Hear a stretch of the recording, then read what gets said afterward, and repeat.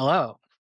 I am here today with Andy Morgan, to use Chief Partnerships Officer, and also one of the longest tenured folks at the company, which I'm excited to get into, Andy. But before we get into to you and what you're working on today, I'd love to hear a little bit more about your story arc, your career narrative. How did you end up as a senior leader at 2U, at this point in your career? Yeah, well, great to be here. Thanks for having me, Matt, and Happy New Year if we're still saying that. So, my arc is somewhat untraditional. I mean, I started my career um, in London in kind of consulting, financial services, M&A, in the kind of pre-Lehman PE boom, doing a whole bunch of financial, commercial due diligence. I did that for 3, 4 years. I learned a lot. But I didn't want to do that forever. And I guess I could say the arc of my career since then has been going kind of from, financial to corp dev to strategy to operations and now leadership roles. The common thread is, I want to, I enjoy getting my hands dirty and thinking about how we can drive change and how we can drive value. So I moved to the States during that journey. Let's see now, 12, 13 years ago. I was at Pearson. So I've been in higher ed for 15 plus years now. And then, yeah, 8 years ago, I joined 2U. I'm not one of the longest tenured employees. I am one of the longest tenured exec members. There are some Gotcha. employees that have Sorry, been that's for an like important 17 distinction. years. So I want to have a shout out to them. We have some very long tenured employees, but certainly at the leadership level, yes. And, I've, in that time, both at Pearson and now through those 8 years at 2, I've seen the full arc of the last 15 years in ed tech, higher ed, post-secondary education, as an investor, as an operator, and now as a leader. It always keeps us on our toes. And it's one of the things I love about the industry. I mean, I think it is they are difficult problems to solve and they are worth getting up for in the morning. And as one of my former bosses used to say, skipping to work. Yeah, I'm glad you provided that context on how long you've been in the industry. It's January, so I'm sort of hard at work on my 2025 in review essay.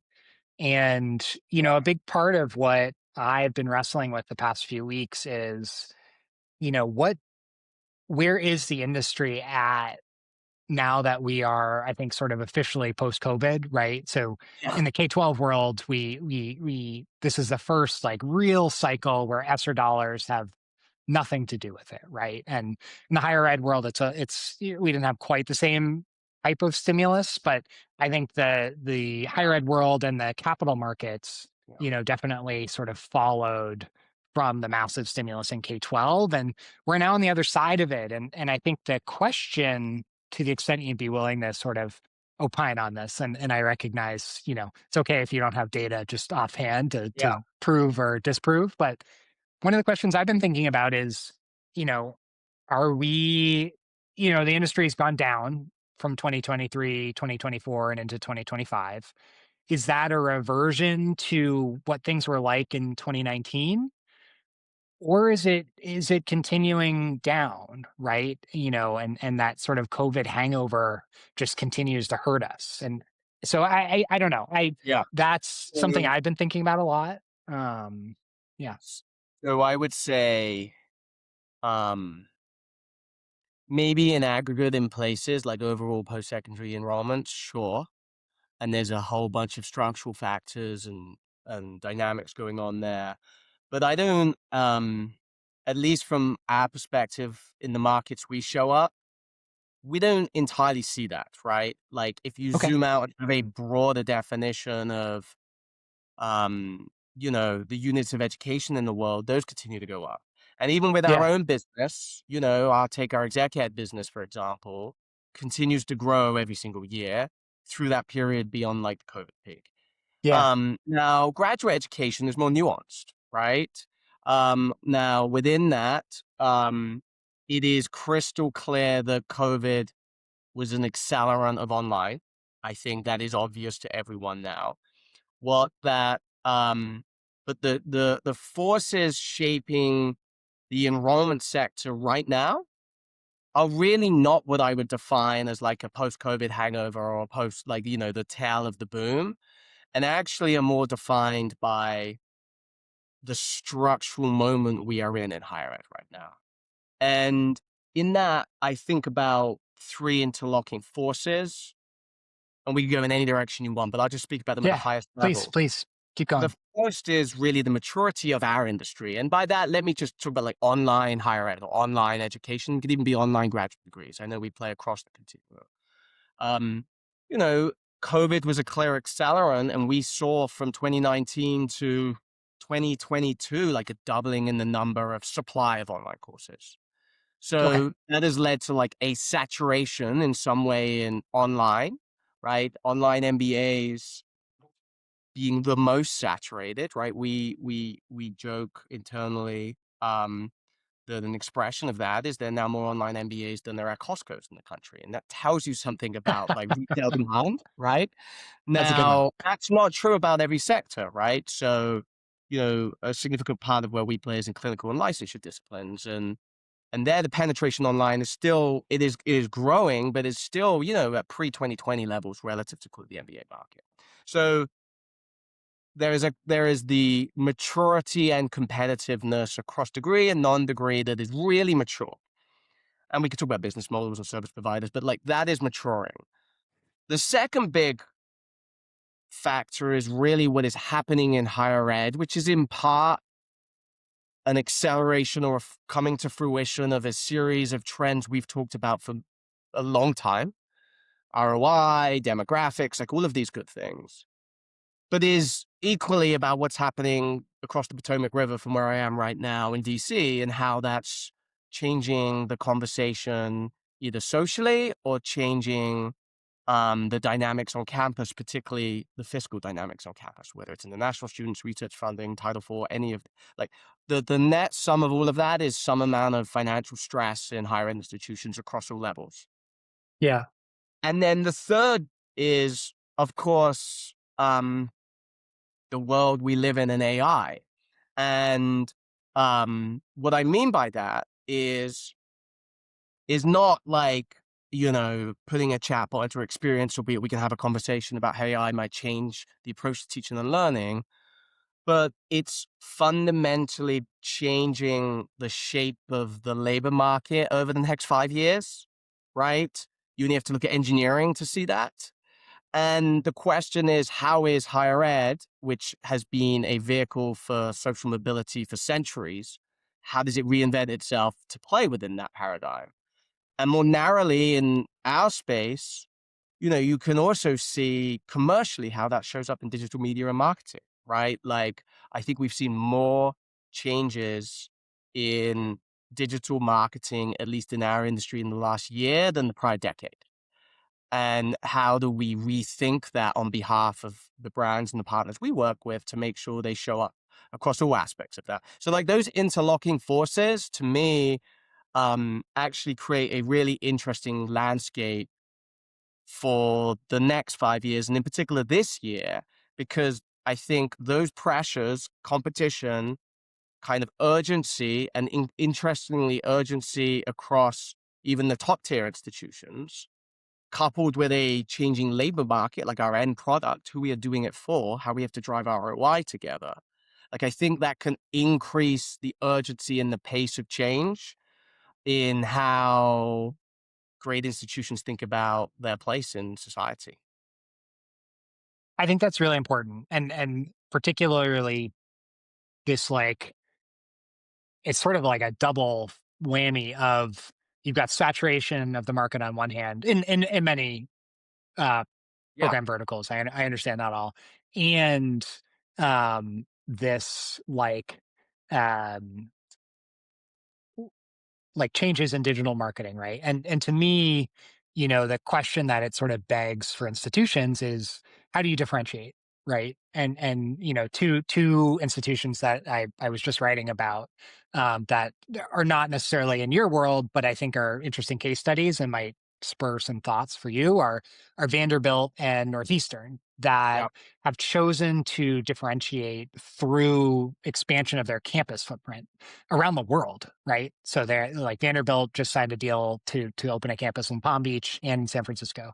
Northeastern has like 10 campuses around the world.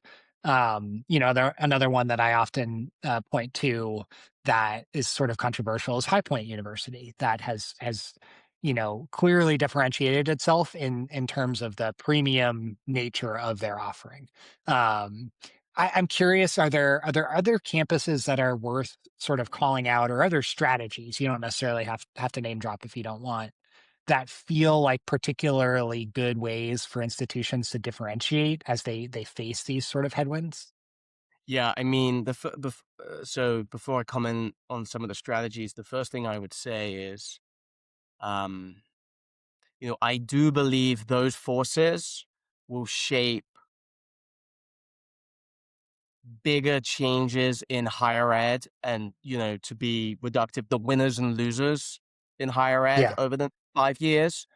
Um, those that are clear about their learner, where their brand carries their value proposition and why, and can take that to the learner through new, innovative, and integrated strategies will win. And, it's interesting you talk about campus expansion and, 2U, is known for taking the great university online. And what's interesting about that is when we started as an organization like a decade and a half ago, like online was like this sidecar, right? It was like I got my yeah, MBA program and I got this online. Now, so you partners made sure it was the same admission standards, the same faculty, the same degree, right? There was no asterisks next to it. And but since day one, there's been this principle that education is blended and connected. And so you have immersions in campus and you interact with your peers. I do think these boundaries between online and on ground, full credit, you know, alternative credentials, executive education, lifelong learning, whatever you want to call it, are beginning to break down. interesting. And what's interesting also is, let's just take the example you give of digital marketing and media, right? If nothing else, the winners from an institutional perspective will have a far more coherent approach to marketing than they are comfortable with, right? Hmm. Um, meaning we have partners that have, you know, dozens of different experiences that internally create extremely confusing messages for the learner and are not coherent and even have products and programs that compete. I think being clear, within a school or within a university, where are we trying to go and why, and building a single front door and being able to build and expand that brand directly to universities in this new media environment will require much more integrated strategies, a common front door across online, on campus, hybrid, right? You can think of this in the business school. How do we think about Yeah. exec MBAs, online MBAs, on ground MBAs, movement between them alongside exec ed programs, traditional on campus or otherwise? I think those kind of integrated product and marketing strategies with some thought around how online and on ground play, so long as that suite of programs are designed for the learner in 2026, right? With all the attributes built within that, I think that is the kind of common thread of the strategies that will win. As a market analyst and a person who cares about learners, that sounds really positive. It also sounds like I'll call it an evolution of what it is you do. Like that Yeah. sounds like a very different sort of advisor role to maybe how you've played before. How does that like change the conversation that somebody like you is having with a university leader? Yeah. So, at its core, maybe a word on the four tenets of 2U, right? the Yeah. 4 strategic tenets that we have to be world class at to continue to serve our partners in this moment. Number one, and most importantly, we're a partner organization. Partnerships is in our DNA. We exist entirely for the great institution to thrive in this moment, right? And in particular, higher ed. Um, and we have to build partnerships to last through this change. So what's different? Well, we work with schools and universities today in very different ways than perhaps some who's used to you 5 years ago might be used to, right? Just Yeah. in the degree business, I have fee for service programs, I have rev share programs, I have rev shares on a continuum. And we think about how we go to market in a way that really, you know, solves these problems and can evolve through the duration of a partnership, because the launch capital phase is very different to kind of the middle years of the contract. And so, we have a whole host of business model ways that we can express that. The second pillar is enrollment scale, right? And marketing enrollment. We firmly believe a tightly integrated marketing and enrollment strategy in this new media environment that is orchestrated across all channels and across all touch points is needed more than ever in a field where it's very easy to get underwater financially if you're not calibrating to that. And you have to deliver the scale, right? So deep partnerships, scale. The second one is quality, outcomes, and impact, right? 2U for a decade and a half has always been the partner that has planted its flag on quality experience, quality outcomes, and excellent services, wherever they go. And then the final is, a kind of data informed product strategy. And by that, I mean, we have a very broad and wide view of the market.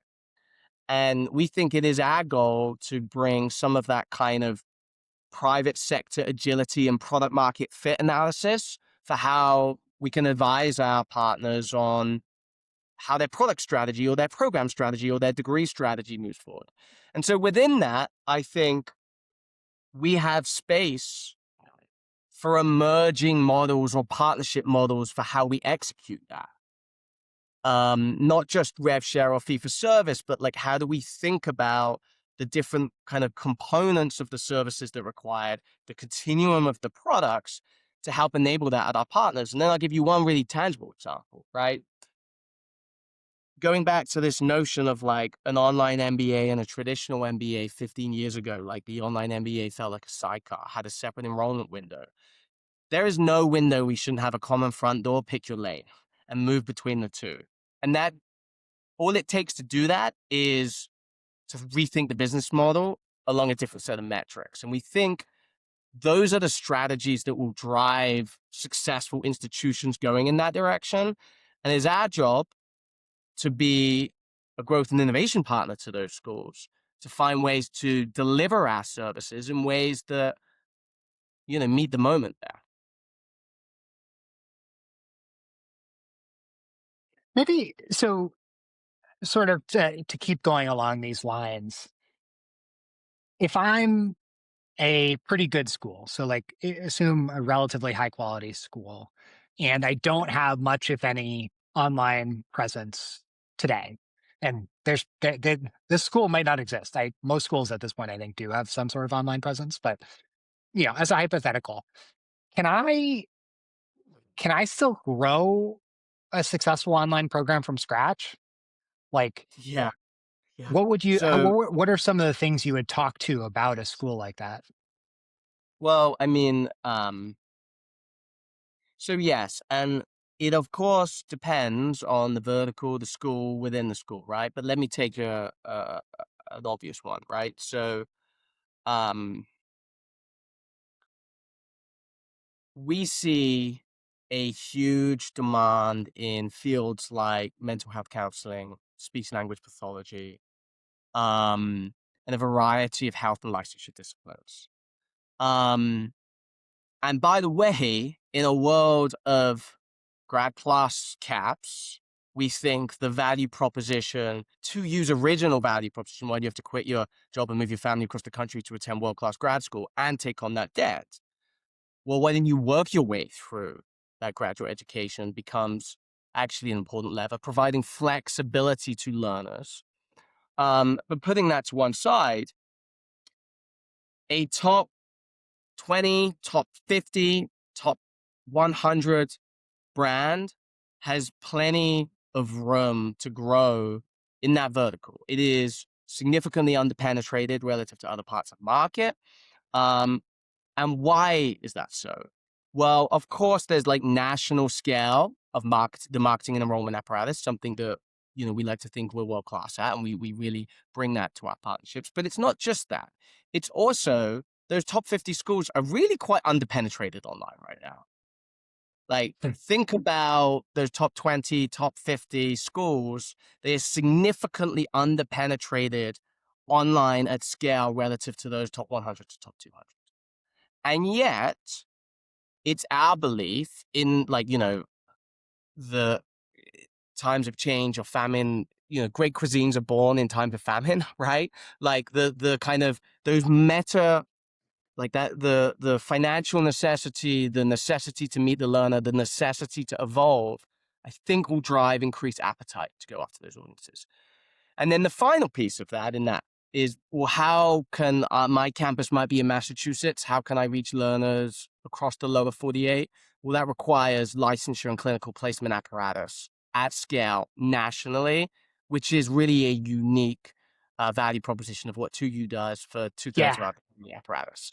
And So there's that magic combination that can drive really significant scale for kind of exceptional brands. I want to click on this like national apparatus for a second because I think the sort of industry discourse around online ed is you have the like mega players and you have everybody else, and the OPMs sort of sit in the middle, right? And I think what's interesting is even if you look at like an SNHU or a WGU, they tend to have like pretty strong geographic concentration. Yeah. And so while their share of the overall market is rising, and that's worth like paying attention to, their geographic concentration makes this it's such a bizarre phenomenon that I can't think of another industry where you didn't see sort of consolidation at the national level. Yeah. Um, and I guess like honestly, I'm not really sure what to think about it, but I think you have I think you just have a better perspective than I, and Well, I maybe mean, you I have will some sharper say, thoughts. so regionality continues to be a dominant factor in online graduate education. Um, Okay. and by the way, it has got more regional as it's got competitive, not less. Yet at the Really? same time, Okay. yeah, right? So at Huh. the same time, it plays out, um, it plays out differently across different products, right? Like in the exec Okay. ed space, in the old cred space, that is a global space, right? Yeah. If you're a top 20 MBA, that's national. But if you're a top 50 nursing program, right, you're probably finding a high percentage of your enrollments are within 200 miles of campus. What you're really doing is extending the access to your campus to working adults and those that can't come to campus every single day. So Okay. there's nuance within all of the different sectors, but we think about the analysis, at least of the online grad space in the US, that really is the intersection of brand, vertical, and region, right? And you Yeah. have these different dynamics in California nursing than you do in, Texas MBA programs, right? Or Texas nursing. And of course, that changes within different university brand profiles. The other interesting thing going on here, I think, particularly at the intersection of the age of AI, which is a real opportunity for universities, is um, the debate and the discussion around skills, right? And the Sure. debate and the discussion around the future of the workforce, right? It seems pretty clear to me that we're seeing a somewhat pivot to a more nuanced conversation, even around some of the tenets of liberal arts education, right? How do you cultivate a graduate that can have the dexterity to navigate an extremely complex jobs market? In fact, there was a Yeah. piece in the Wall Street Journal last week that touched on this, that talked about big graduate employers going back to higher ranked institutions that they knew before COVID, right? So I think there is an interesting job to be done for that institutional leader at that hypothetical school of thinking, that is what we do better than anyone over the centuries. How do we lean into that, but in an accessible way that drives fantastic ROI, that doesn't ignore the skills, doesn't ignore the technical skills, if you're in a STEM discipline. But if you're running a master's in data science, you have to think about these things, like what kind of graduate are we graduating? Producing. Yeah. Yeah. Yeah. That's it's a great answer. And particularly that nuance of like some of it is a function of like the field you're going into and what the employers in those fields expect, right? Like a hospital is probably going to trust a graduate of a local institution more so than Yep. than a graduate of an institution from 1,000 miles away. And that's not necessarily like inherently good or bad. It just sort of is, I guess. We don't have to get into it, but it's a really important distinction and helps me understand this like uh, almost understanding like the reach of the megas and where they will always have sort of an uphill battle to fight. Yeah. But Matt, Um, just one like addition to that, right? There is this paradox of like increased regionality, right? And yet there we believe there will be value in great brands that stand for something, that stand for like exceptional academic experiences, if those brands can navigate that digital media and marketing environment to tell that story, yeah, and couple that with a program strategy, a product strategy that meets the learner, right? If you do those two things, then I do think we will see more of a concentration of winners, perhaps not as you see in like degree completion markets, but certainly relatively speaking than we've seen in the last 10 years.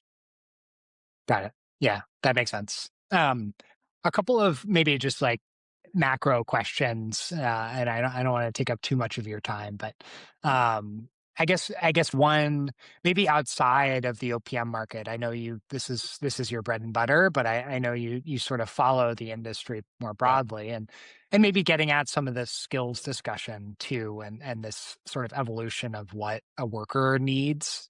Are there any trends that you're following heading into, or I guess we're in 2026, we're not heading into 2026 anymore, but are there any, either companies or trends, or strategies that you're keeping a close eye on that aren't necessarily fully baked yet, but are interesting and novel that you're trying to stay tight to? Yeah. I think I'm really interested in the evolution of AI and what it means specifically for kind of content and teaching and learning, right? So let me take each of those separately. On the content generation side, you know, it is extremely clear to me we have these mega scalers driving, models that double IQ every few months, right? And so as we exit this year, like in the palm of my hand, I have something that is more intelligent than any human in human history, at least from a knowledge perspective, right? Any individual human, I think that's Yeah, super important. Yeah. yeah, yeah. And um and an ability to query that and render that in multiple content forms at relative to the old paradigm, zero marginal cost instantaneously. And what does that mean for content providers, brands, franchises that exist, right? On one hand, it is an extreme competitive threat. On the other hand, it is an extremely powerful tool, right? And And we think about that just within our business as how does that intersect with the partners that we work with and what do they represent and the interaction of human intelligence and artificial intelligence. How does that drive a pedagogical experience? So we think a lot about that, and we've been experimenting in a number of ways that I'm happy to talk about, including avatars and so on and such like. Um, and then AI's impact on teaching and learning, I think, if you think about our industry over the last 15 years and all the progress it's made, at its core, you have an online course modality, which is kind of watch a bit, do a bit, practice a bit, right? It's like read a bit, watch a bit, practice. Yep. It's various different flavors of that anchored on some LMS experience enabled by high broadband, broadband capabilities. And I think what's really interesting about the thousands of AI startups that exist right now that all seem to be at ASU GSV conference as an example, right? What's really interesting is some of them actually kind of commoditized. And when you think of the features that exist in the superscalers, Many anyone of can them. anyone can build with a jet agents in like 2 days, right? I'm Yep. being a little I'm being dramatic for effect, A but at little, this but not a lot. but at the same time, right? At the same Yeah. time, like you know, one of my common frustrations with analysts, with lazier analysts in the space, is this conflation of education and media, right? As if it's like a one-way Yeah. flat interaction model, when actually humans have been able to go to the libraries for centuries within reason, right? And learn the latest and greatest in scientific progress. But Yeah. learning is a social process, right? And particularly the nuance, which we want so desperately in today's economy. And and that I do believe takes great teachers and great pedagogy and human interaction. I think AI can present huge opportunity to scale that more effectively than some of the forms we're using right now. And I'm really interested to see how that kind of wild west of AI innovation shakes out. And then critically, like certainly in our world, in higher ed, which of those get adopted by mainstream higher ed and which don't, right? Because certainly, you know, um, I think as I saw James Devaney from Michigan post last week, EdTech thinks in like months and quarters and higher ed thinks in decades, right? And that is so true. How that dynamic plays out in this moment, I think is really interesting.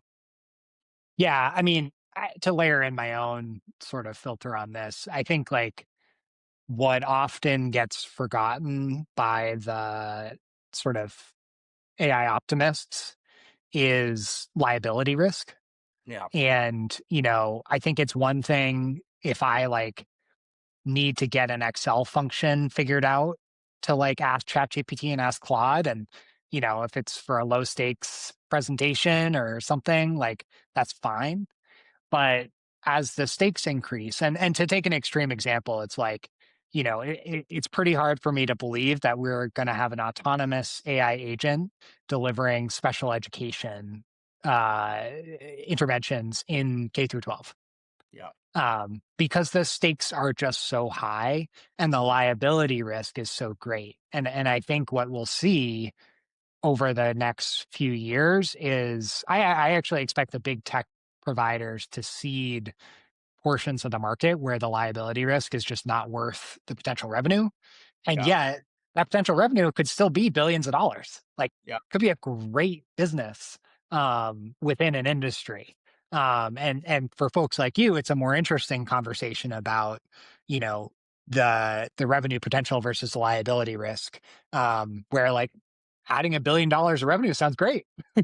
Yeah. And in fact, that's worth it to take on. Again, you're not going to enter special education, but pick a vertical where there's that trade off is more interesting. Yeah, I mean, I completely agree, and we view ourselves right now a little bit of the orchestrator of that into a completely integrated experience, right? I mean, like Sure. Yeah. we use third-party LMS tools, we use third-party video conferencing tools, and so Yeah. we have our own investments, but as this space emerges, and we kind of assess that balance, I do think like being the orchestrator and the integrator into an experience that meets our standards and the standards, therefore, of our partners is kind of how we think about our role within that. Yeah, and to go a step further, being somewhat of the arbiter of that risk and saying like, look, you know, Michigan, we think this is a good risk value proposition for you, and like we, in exchange for some money and whatever business model we choose, are willing to shoulder that risk for you. And it's Yeah. sort of this, there's a chain of liability risk that has value along the whole chain. And so I think that's, it's maybe a little finance nerdy of me to like be interested in, but that to me is sort of the fun question for the Yeah. next couple of years. Yeah. um Totally agree. uh, one final question, then I'll let you go. Okay. And it's to do with 2U, right? And I think you guys have had a journey over the past 5 years, but Yeah. especially the past 18 months. And Yeah. I'd love if you could just spend a little bit of time talking about not just like what that journey was like, but what I think it now enables you to do over the coming 12 to 18 months that you're sort of most excited about. Yeah. So, you're right. It has been a journey. And, I would say over the last 12 months and then pivoting, but I think we've spent a huge amount of time rebuilding a foundation on which this company can leap forward over the next 5 years. That includes obviously the bedrock of financial stability, right? And we have excellent alignment from our investors and board to the executive team on where we are going, not just this year, but over the next 5 years. Um, it has meant stability of just internally. We spent a lot of time. We have some extremely dedicated, resilient, mission-driven, passionate employees, and ensuring um, we make progress in cultivating their careers and their sense of belonging at 2U and in this industry. And of course, our partners, right? Who, maybe a year and a half ago looked on at what was going on, at least on the balance sheet, and making sure they felt confident in the trajectory of the business and the services we were providing, like that high service quality, right? However, those services are rendered, and brand stewardship has been a hallmark of 2U since day one. So I would say last year we spent an enormous amount of time on all of those elements and have built a really strong foundation. And I was really thrilled to come into the office for the first time in 2026, because 2026, I feel we are not looking in the rearview mirror, and we are looking about how do we meet the moment of these dynamics we're talking about, anchor it in the same enduring mission that this company has been built on for a decade and a half, but do so looking at the 2U of 2030, not the 2U of 2020, and the tremendous opportunity, by the way, that is presented by what's happening in technology and in the world right now. And so we are really excited to show up meaningfully for our partners, to bring our capabilities in a way that serves them in this moment. And we think there's a really good overlap there. And so that means we're really excited about, some significant growth agenda again at the business across all of our product lines. And for the first, coming out of the year and coming into this year, I feel like we're beginning to get our step back, and it starts with that stability that I feel like we really have now. Awesome. Well, Andy, I wish we could get in. We barely even touched policy, which obviously was a huge Yeah. huge thing in 2025. Hopefully, it's a little bit more stable, I guess, in 2026. Yeah. And I'd love to spend more time on sort of the product updates that y'all are working on. And I think I'm glad to see that you are on the front foot after navigating, troubled waters. Yeah. I think it's better to have more exciting players in the market than less. So I think it's been really fun chatting today, and I appreciate you taking the time, and I hope we can do this again, towards the end of this year or the start of Let's do next, it. and do another take on where things are at. I look forward to it. It's going to be an interesting and exciting year. I think so. I think so. Thanks. All right. Thanks, Matt.